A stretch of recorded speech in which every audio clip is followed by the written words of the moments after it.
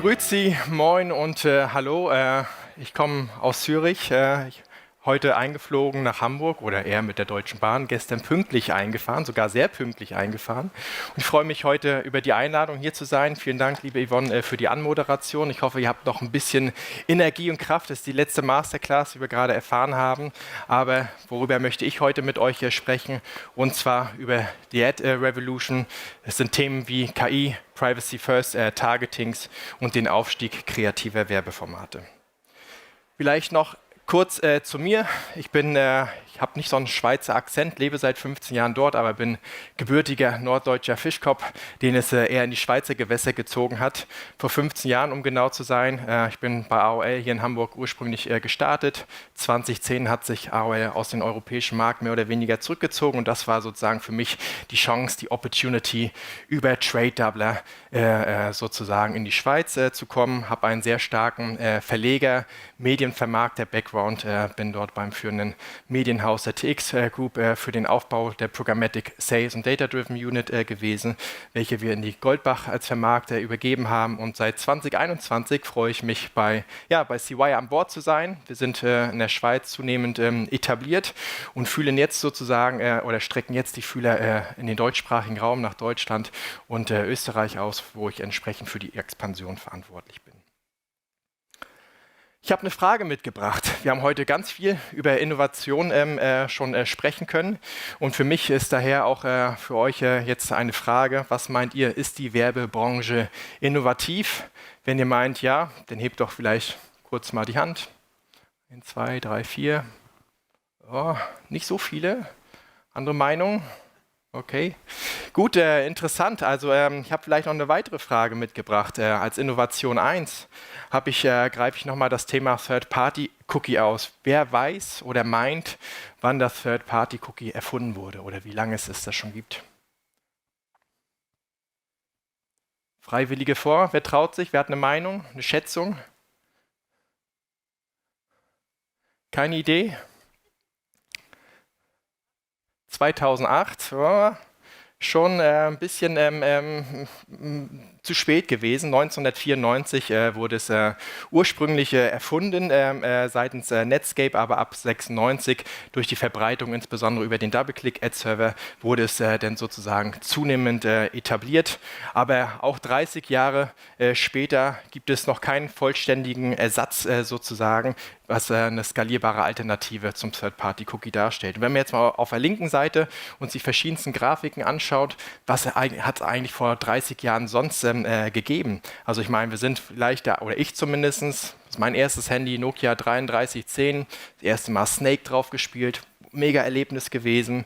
Dann kam der coole iMac raus, mit dem ich mich dann sozusagen über ein Modem umständlich irgendwie ins Internet einloggen musste, komische Geräusche. Meine Eltern konnten parallel nicht telefonieren und habe dann den Netscape-Browser aufgerufen, wo ich übrigens bei AOL sogar noch den ersten Banner irgendwie so 2005 noch mit verkaufen durfte.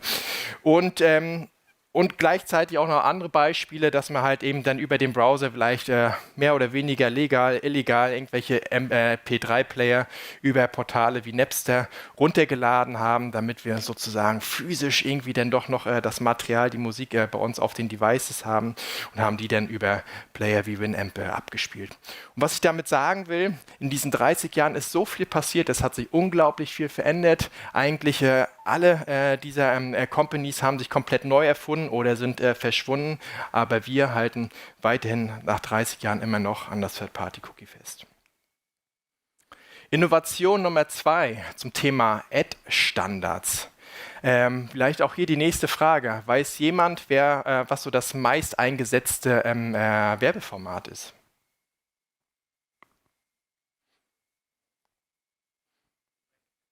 Medium Rectangle. Max, du hast ein bisschen schon beschissen vielleicht. Vielleicht hast du Zugang auf diese Quellen gehabt, aber ansonsten, falls nicht, es ist in der Tat wahr, unglaublich aber wahr. 300 mal 250 Pixel gerade mal groß ist das Medium Rectangle, auch über 20 Jahre alt, vom IAB 2003 standardisiert, um natürlich plattformübergreifend dem Werbetreibenden, den Bayern, die Möglichkeit zu geben, mit einer Werbemittelproduktion möglichst viele Portale abzudecken. Aber auch da, vor 20 Jahren die ersten Business Messages mit einem BlackBerry vielleicht versendet. Wir haben die ersten Social Media Erfahrungen auf MySpace gemacht oder vielleicht die erste MMS mit einem Motorola Device verschickt, vielleicht noch auf einer PlayStation 2 gezockt oder Musik über den iPod gehört. Aber auch da, all das gibt es irgendwie nicht mehr oder zumindest hat es sich massiv verändert. Aber das Medium Rectangle, ich würde jetzt auch mal behaupten, dass die Performance sich in den Jahren sicherlich auch nicht verbessert hat. Eher im Gegenteil, ist immer noch das meist eingesetzte Format. Und das bringt mich dazu, die Frage zu stellen, warum wir uns so häufig auf verschiedensten Events beschweren, warum die Leader der Branche oder vermeintlich das Ad-Game durch diese Player dominiert oder vermeintlich auch gewonnen wird. Es sind Plattformen, YouTube, Google Search, Amazon, aber auch soziale Medien aus dem Hause Meta oder auch TikTok. Aber was all diese Plattformen verbindet und sie sicherlich auch so erfolgreich macht, weil sie sich entsprechend nicht an alte Gewohnheiten festklammern, sondern sie können weitestgehend ohne Cookies zum Beispiel auskommen und sie setzen im weitesten Sinne oder auch ganz sicherlich nicht auf Formate wie ein 300x250 Format. Und ich denke, das müssen wir doch ändern, das muss man doch hinbekommen. Die Gegebenheiten, der Zeitpunkt könnte nicht besser sein, weil es gibt zukunftsweisende Trends. Wir haben heute ist das Thema auf vielen Masterclasses oder Bühnen hier entsprechend diskutiert worden. Wir haben verschiedenste Möglichkeiten auf künstliche Intelligenz sozusagen zurückzugreifen, aber wir können es auch als Chance sehen, sozusagen die zunehmenden User-Anforderungen hinsichtlich Content-Erstellung, aber auch Erwartungen an Privacy, an seinen Datenschutz, sozusagen an User Experience, dass wir sozusagen das alles als Vorteil nutzen können, um genau diese Pain Points anzugehen. Und zwar eben strenge Datenschutzvorschriften. Warum? Weil der User sozusagen einfach anonymisiert bleiben möchte. Er möchte nicht seine Daten freigeben. Und das müssen wir respektieren und müssen da doch einfach geeignete Lösungen finden. Und auch durch den Richtungswechsel durch Google im letzten Halbjahr heißt es nicht, dass wir weiterhin an dem Third-Party-Cookie festhalten müssen oder dass das Thema irgendwie schon eigentlich vermeintlich zu Tode diskutiert wurde, sondern es ist aktuell, das Third-Party-Cookie wird spätestens auf Basis der Wünsche des Users ohnehin aussterben. Und wie in der Session auch jetzt hier vor, also eben Wahrnehmung von klassischen Werbeformaten lässt auch zunehmend da, also die Banner-Blindness der User. Was wir ändern müssen, was wir ändern wollen, wie wir sozusagen diese Herausforderung bei CWire angehen, das möchte ich euch jetzt konkret aufzeigen. Dafür habe ich 3 Beispiele mitgebracht. Und zwar Beispiel Nummer 1, der Weg vom klassischen Oldschool Contextual Targeting, wie man es vielleicht vor 20 Jahren schon gemacht hat, zum modernen Contextual Targeting unter Einbezug von künstlicher Intelligenz. Ein bisschen schematisch dargestellt, also was passiert, wenn wir Contextual Targeting bei CWire bearbeiten. Zum einen ist es wichtig zu verstehen, dass wir mit allen Websites, mit allen Publishern, mit allen Mediapartnern, mit denen wir zusammenarbeiten, die integrieren fix unseren Stack in ihren Stack. Das heißt, wir haben eine direkte Partnerschaft und wir wissen daher, mit welcher einzelnen Website, mit welchen Umfeldern wir zusammenarbeiten. Auf Basis dessen haben wir die Möglichkeit, die unterschiedlichsten kontextuellen, journalistisch erstellten Inhalte, Artikel sozusagen zu crawlen und im nächsten Schritt verarbeiten wir den Inhalt sozusagen. Da kommt dann zum Beispiel Natural Language Processing mit dazu, dass man halt gewisse Random- und Füllwörter in verschiedensten Sprachen herauslöschen können, so dass für uns, sage ich mal, der wichtige, inhaltliche, relevante Kontext oder Keywords übrig bleiben. Dann ist es natürlich wichtig, wenn ich ein Sammelium an verschiedensten Content-Pieces habe, dass ich im Clustering- und Labeling-Prozess verstehen muss, sozusagen, sind das Artikel, die vielleicht eher relevant sind für das Thema Sustainability, Automotive, Business and Finance und. Und auf der anderen Seite haben wir natürlich euch, Buyer, Agenturen, Werbetreibende sozusagen, die halt uns mit den Kampagnen, mit den Werbemitteln versehen. Und auch da kommt AI zum Einsatz, dass wir halt zum Beispiel eine Landingpage crawlen, um herauszufinden, um welche Themeninhalte beschäftigt sich sozusagen diese Landingpage. Dann bekommen wir zum Beispiel aus verschiedensten Native Creative Material gewisse Teaser-Texte, die wir kontextuell verarbeiten können. Wir können zum Beispiel auch die Audiospur von Video-Assets auslesen und gleichzeitig stellen uns auch zunehmend Werbetreibende halt sozusagen auch ihre Keywordlisten aus dem Search und Social Advertising zur Verfügung. Und dann machen wir letztlich ein Perfect Match zwischen redaktionellen Content und jeder einzelnen Creative Botschaft. Und zu guter Letzt, das Thema Machine Learning darf natürlich auch nicht fehlen, insbesondere wenn die Kampagnen nachher angelaufen sind oder immer wieder laufen, dann ist das natürlich wichtig, dass die Kampagnen in Echtzeit auf die verschiedensten Umfelder, Content Pieces, Devices, Browser etc. Automatisiert optimiert werden, um entsprechend die besten KPIs zu generieren. Um das ein bisschen plakativer oder ein bisschen greifbarer zu machen, habe ich noch ein Beispiel von der Deutschen Bahn mitgebracht. Haben wir jemanden von der Deutschen Bahn zufällig hier im Publikum sitzen? Das wäre auch zu schön gewesen, aber nichtsdestotrotz, das ist jetzt ein Beispiel, wie die Landingpage der Deutschen Bahn aussieht.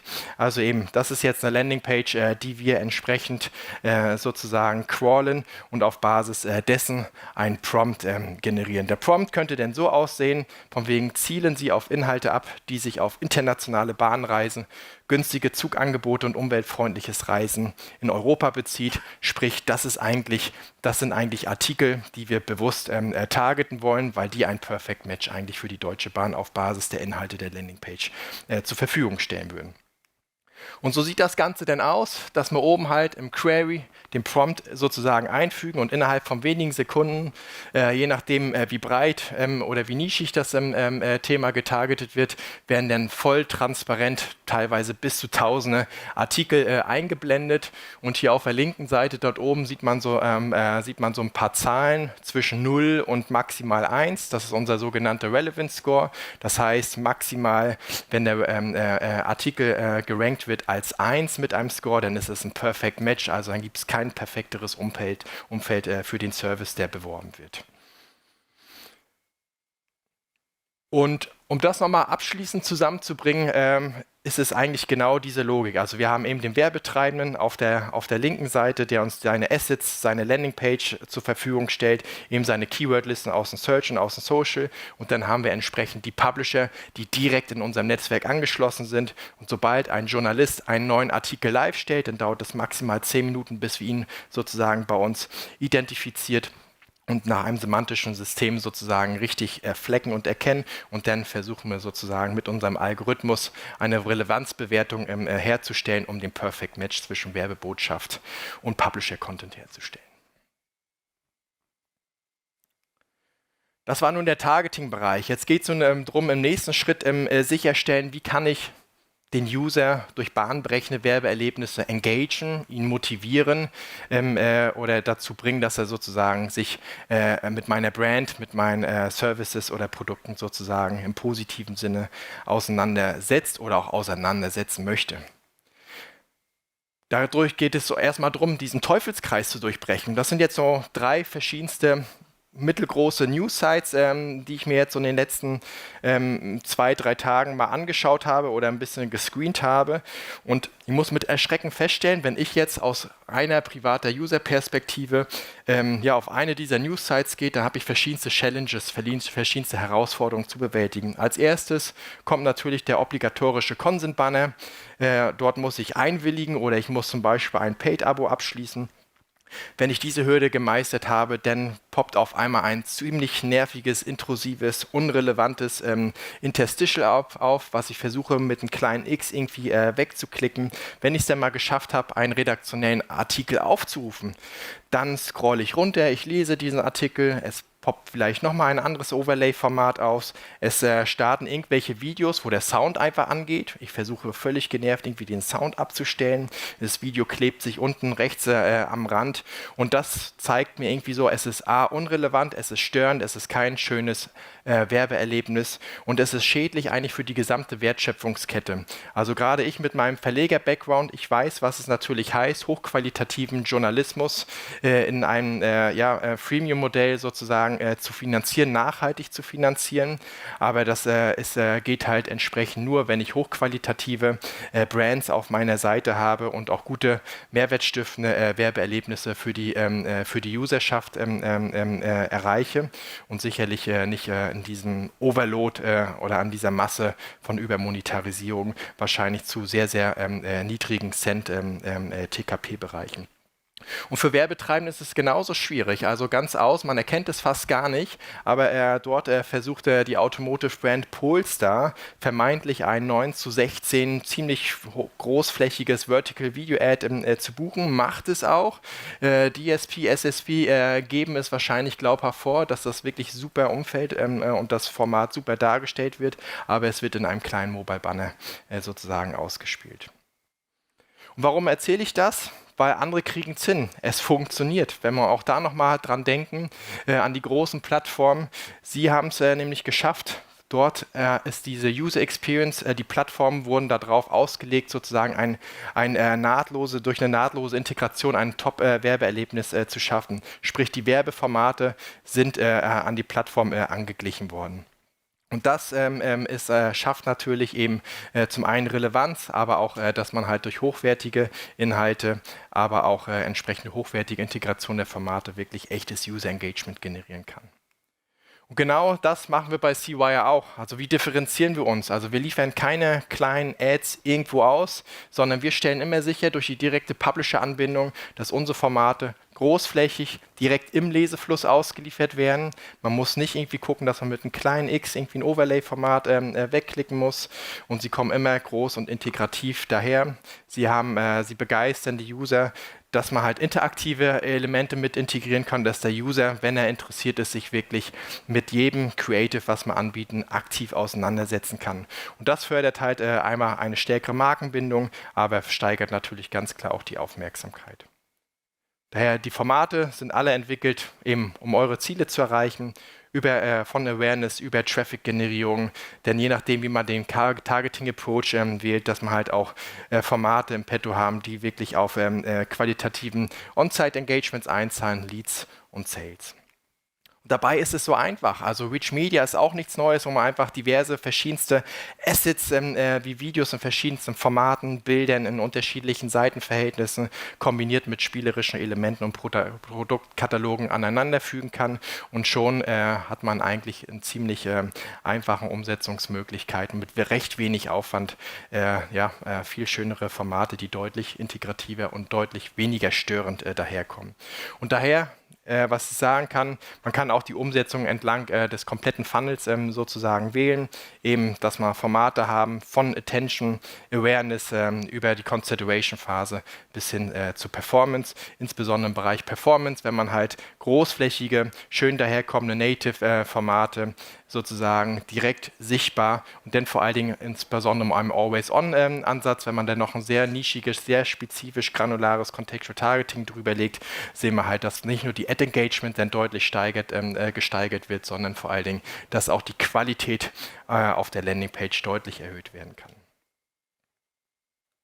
Und zu guter Letzt Technologie neu entdecken. Dabei ist es wichtig zu beachten, dass wir im Bereich Programmatic mit unterschiedlichsten Herausforderungen konfrontiert sind. Insbesondere auf cookielosem Inventar sehen wir halt, dass mittels Bit-Throttling wirklich niedrige Bitrates zwischen SSP und DSPs stattfinden, also dass cookielose Inventare bewusst zurückgehalten werden, dass wir teilweise immer noch Spreadsheets bei der Dealerstellung hin und her schicken, dass wir Dutzende E-Mails hin und her schicken, wenn ich irgendwie einen speziellen Deal bei Publisher A, B, C anfragen muss, dass ich aber auch Schwierigkeiten habe mit dem fragmentierten Inventaren, aber auch natürlich die eingeschränkte Transparenz damit konfrontiert bin, dass ich halt nicht immer sicherstellen kann, dass ich optimal ordentlich erscheine im richtigen suitable Umfeld, auf den richtigen Websites, die vielleicht besprochen wurden oder nicht. Und das bringt mir eigentlich zu den letzten und zu dem wichtigsten Punkt, gerade in der zunehmenden technisch fortgeschrittenen Maschinerie, die dort zwischen DSPs, SSP und der gesamten Wertschöpfungskette stattfindet, dass wir halt auch anprangern, dass dort einfach eine fehlende Verantwortlichkeit gibt. Also wer ist dafür zuständig sozusagen, wenn einer eurer Brands sozusagen irgendwie auf 1, 2, 3% absoluten schädlichen, markenschädigen Umfeldern ausgeliefert wird, oder das Beispiel mit Polestar, eben dieser ganz kleine Mini-Banner ausgeliefert wird, statt ein großes Ad sozusagen. Wo kann ich mich eigentlich beschweren? Wer steht dafür ein, wenn etwas sozusagen schief geht? Und da gibt es ganz wenige oder ziemlich keinen, der dafür denn gerade steht. Und wir ändern das auch da. Dadurch, dass wir direkt bei den Publishern integriert sind, wissen wir ganz genau und wir kontrollieren das Inventar. Wir auditen jedes einzelne Ad-Placement, dass das Werbeformat immer auf allen Devices, in allen Umgebungen sozusagen immer bestmöglich erscheint.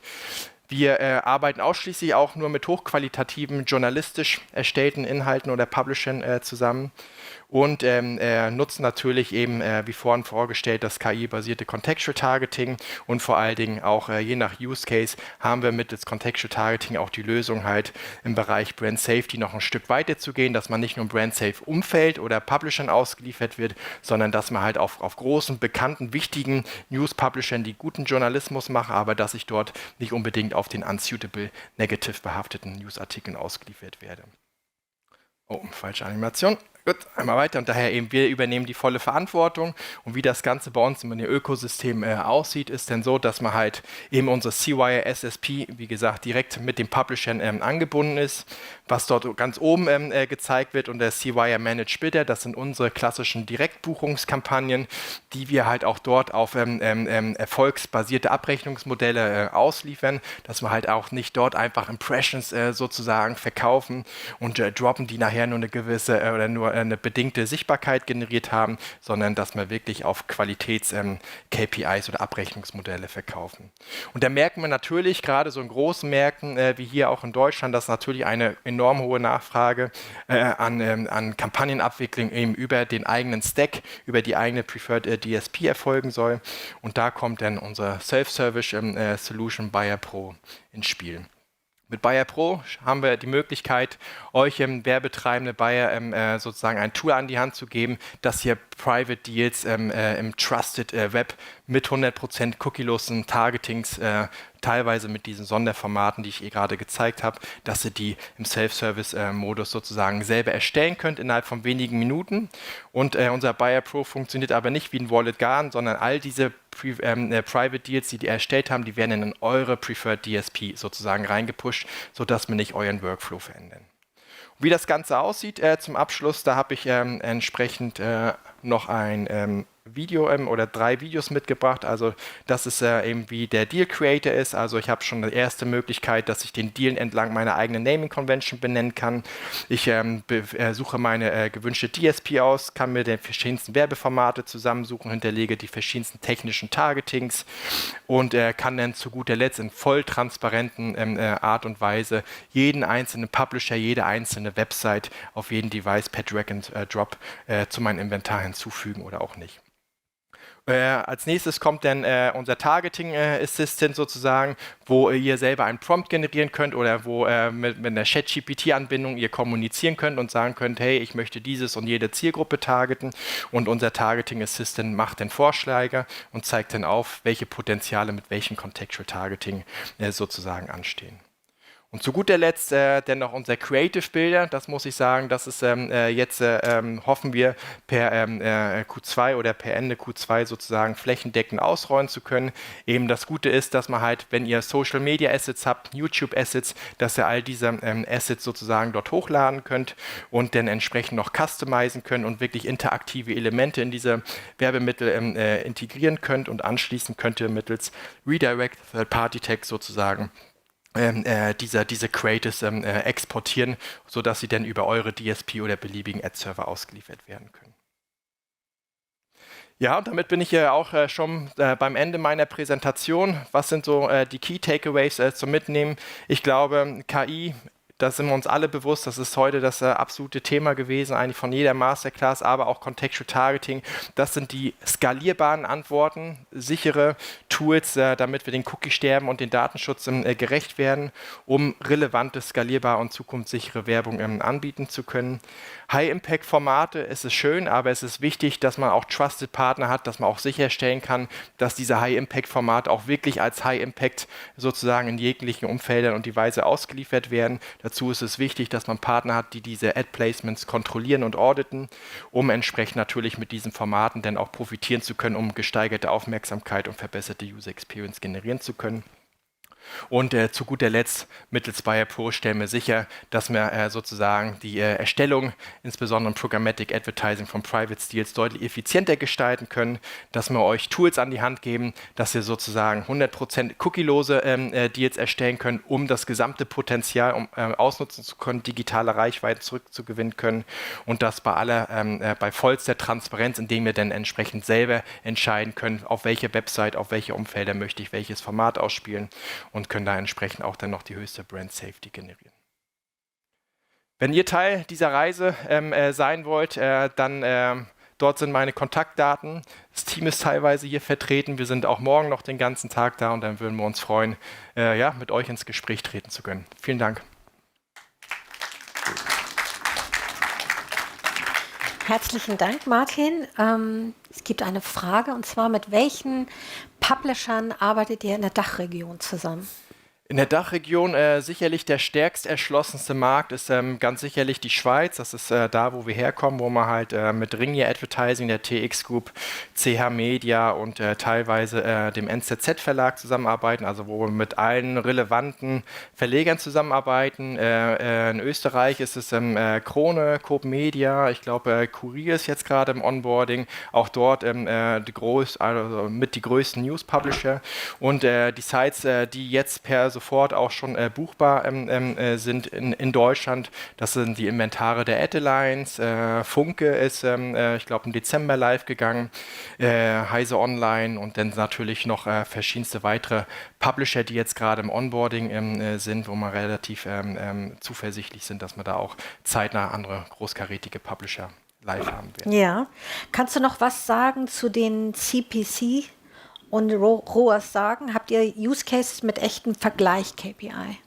Ja, wir haben auf jeden Fall, insbesondere wenn es, also wir haben eben für verschiedenste Industrien über Jahre hinweg verschiedenste Case Studies natürlich auch umsetzen können, auf verschiedenste KPIs, wo wir sagen können, gerade wenn es im Lower Funnel geht, also CPC, wirklich Performance KPIs, wo wir merken, man kann natürlich quantitativ Masse zu sehr niedrigen CPCs bei diesem klassischen endlosen Native-Anbietern Feeds sozusagen einkaufen, aber wo man ganz, ganz viele Fehlklicks haben. Und wenn wir merken, Native Advertising, also eben natives Ad, aber wirklich ausgeliefert, voll sichtbar, direkt im Lesefluss und dann kombiniert mit dem richtigen Kontext sozusagen, wenn der User ohnehin sich schon zum Thema Altersvorsorge zum Beispiel auseinandersetzt, dann bekommt er natürlich noch ein bestehendes, passendes Ad eingeliefert, denn ist klar, ist die Chance viel höher, dass er nicht nur aufs Ad klickt, sondern vor allen Dingen, dass insbesondere die Verweildauer nach hinten raus besser ist, die Traffic-Qualität und sämtliche andere KPIs.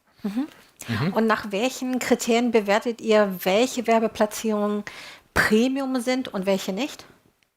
Also wir gehen so vor, aktuell zumindest, also jeder Publisher, den wir in unser Network aufnehmen oder also sagen wir so, also wir scouten natürlich, umgekehrt eher die Publisher, gehen wir so vor, dass für uns entscheidend ist, dass wir journalistisch erstellte Inhalte haben. Wir haben keinen User-Generated Content drin, wir haben keine Marketplaces, weil für uns eben das Core-Business ist, das Targeting kommt über den redaktionellen Kontext, also das Contextual Targeting, das heißt, wir brauchen wirklich den geschriebenen Artikel und fokussieren uns wirklich auf qualitativen Journalismus. Und ihr adressiert die Zielgruppe mittels Contextual Targeting.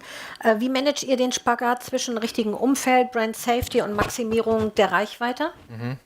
Auch das ist eine gute Frage. Gerade als wir gestartet sind, haben wir festgestellt, immer wenn ich Contextual Targeting gepitcht habe und gerade am Anfang hatten wir nur eher so Native-Formate im Einsatz, dann waren wir immer so der Partner für so 3.000, 4.000, 5.000 Euro Kampagnen, weil man hat ein kleines Content-Marketing-Budget und das kann man im Always-On-Ansatz dann noch irgendwie ausliefern. Das ist natürlich für uns, das ist schön, dass wir da die ersten Erfahrungen sammeln können, aber die Skalierbarkeit ist in dem Bereich natürlich endlich. Und aber eben der Spagat, ich glaube, was es halt auch interessant macht, dass man halt bei immer mehr großen Branchen oder wie FMCG oder McDonald's fällt mir als treuer Kunde auch ein, wo der Kontext gar nicht so entscheidend ist, sondern die einfach sagen, wir wollen wirklich ein gutes Werbeerlebnis für den User bringen, wir wollen dadurch, dass wir Cookie-Lists ausliefern können, halt nicht nur auf dem Google Chrome-Browser die gleiche Userschaft doppelt und dreifach adressieren, sondern haben die Möglichkeit halt sozusagen entlang der Browsernutzung unabhängig der Cookies sozusagen diesen User zu adressieren und daher mehr Reichweite aufzubauen. Und sie nutzen eigentlich eher das Contextual Targeting Ansatz als Brand Suitability Layer, dass man halt sagt, okay, man möchte die Reichweite der News-Sites haben, aber wenn man im Kopf hat, 7 von 10 Artikel thematisieren dann halt nur mal Kriegsberichterstattung, Anschläge, Überschwemmung, also sehr schlimme News, das gehört zur Weltlage dazu, aber wenn man die Möglichkeit hat, diese Umfelder noch auszuschließen, warum nicht nutzen? Na klar. Ich schaue noch mal drauf. Das waren die Fragen. Falls jemand noch Fragen hat, bist du morgen noch da? Ich bin jetzt sicherlich, die Cocktailbar wird da schon aufgefüllt. Ich glaube, ich wäre jetzt für einen Drink zu haben. Und natürlich darf mich jeder begleiten. Ich bin offen für Gespräche. Aber da oben ist vielleicht noch eine Frage, oder? Ach so. Ah, ja, super, perfekt. Also ich freue mich. Daher, ja. Wunderbar. Vielen Dank, Martin. Klasse. Vielen Dank auch für die Einladung. Dankeschön.